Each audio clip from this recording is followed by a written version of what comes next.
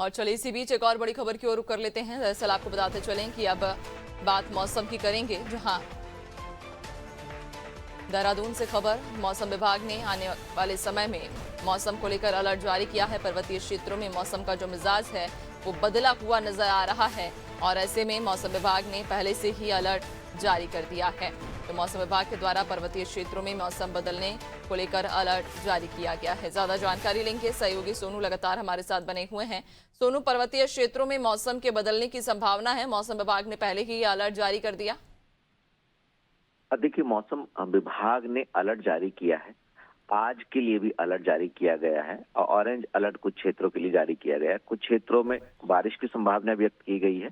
कुछ ऐसे इलाके हैं नैन्सी, जहां पर बर्फबारी की भी संभावना व्यक्त की गई है। हाल ही में उच्च हिमालयी क्षेत्र में, अधिक ऊंचाई वाले पर्वतीय क्षेत्रों में बर्फबारी हुई थी और इस बर्फबारी से आम जनजीवन भी प्रभावित हुआ था। हालांकि होटल कारोबारियों के लिहाज से, पर्यटन के लिहाज से इस बर्फबारी और बदले मौसम के मिजाज को काफी राहत भरा माना जा रहा है और खास तौर से उद्यान और खेती बाड़ी के लिहाज से भी। जबकि अगर आप सामान्य तौर पर इसको देखेंगे तो कहीं ना कहीं आम जनजीवन भी प्रभावित हुआ। हालांकि इसको लेकर के आपदा प्रबंधन विभाग ने सभी जिलों के जिलाधिकारियों को, जिला आपदा प्रबंधन अधिकारियों को सतर्कता बरतने के दिशा निर्देश दिए थे और खास तौर पर मौसम विभाग ने भी एक एडवाइजरी सतर्कता बरतने की जारी की थी। अब एक बार फिर से मौसम विभाग ने कई क्षेत्रों के लिए अलर्ट जारी किया है। तो ऐसे में जहां सतर्कता बरतने की जरूरत है, वहीं आने वाले समय में मौसम का मिजाज और बदलेगा। कई क्षेत्रों में बर्फबारी और कई क्षेत्रों में बारिश भी देखने को मिलेगी और इससे तापमान में भी बदलाव होने की संभावना व्यक्त की जा रही है नैन्सी। बिल्कुल, यानी कि आने वाले समय में और भी तापमान में बदलाव की संभावना है। ऐसे में मौसम विभाग के द्वारा भी पहले से ही अलर्ट जारी किया गया है। लेकिन सोनू, ये भी बताइएगा कि मौसम विभाग तो पहले से अलर्ट जारी कर रहा है, लेकिन अगर स्थानीय स्तर पर हम बात करें, जिला प्रशासन की बात करें, नगर अमले की या स्वास्थ्य अमले की, तो वो कितना अलर्ट है?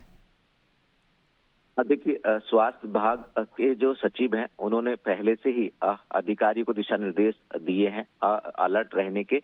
खास तौर पर जब पर्वतीय क्षेत्रों में बर्फबारी होती है तो कहीं ना कहीं जनपद मुख्यालयों का जो कनेक्टिविटी है वो भी कट जाती है और ऐसे में इसी को ध्यान में रखते हुए आपदा प्रबंधन विभाग के सचिव ने एक नहीं बल्कि कई दौर की बैठकें की, अधिकारी को दिशा निर्देश दिए और पहले ये सुनिश्चित करने के लिए कहा है कि जब भी बर्फबारी जहां होगी वहां स्नो कटर जैसी व्यवस्था हो।